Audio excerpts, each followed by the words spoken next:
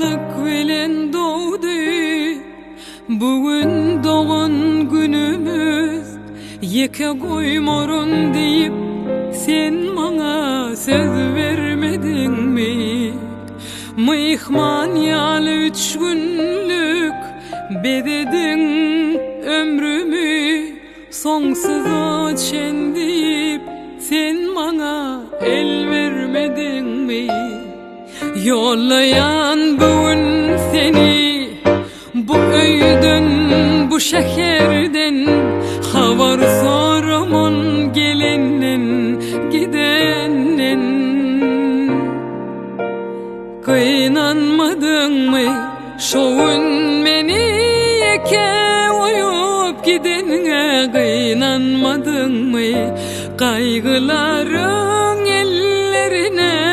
Tendeken ağladım ben, ayda bakman o kapını yapanda.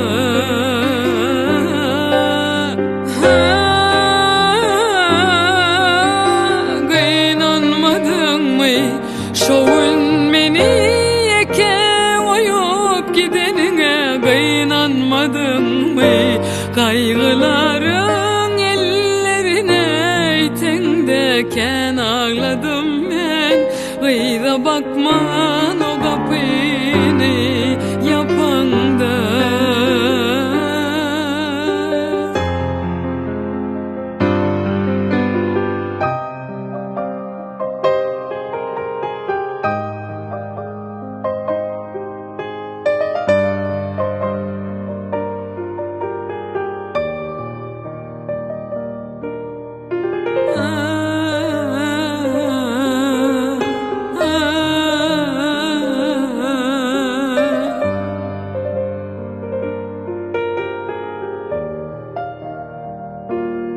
Yollayan bugün seni bu öyden, bu şehirden, haber soramon gelenden gidenden.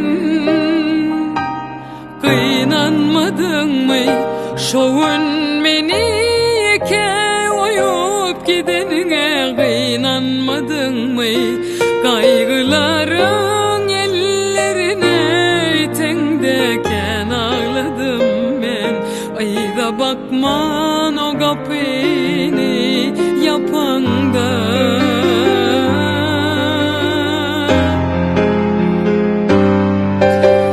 Kıynanmadın mı şoğun beni yeke oyup gidenine? Kıynanmadın mı kaygılara?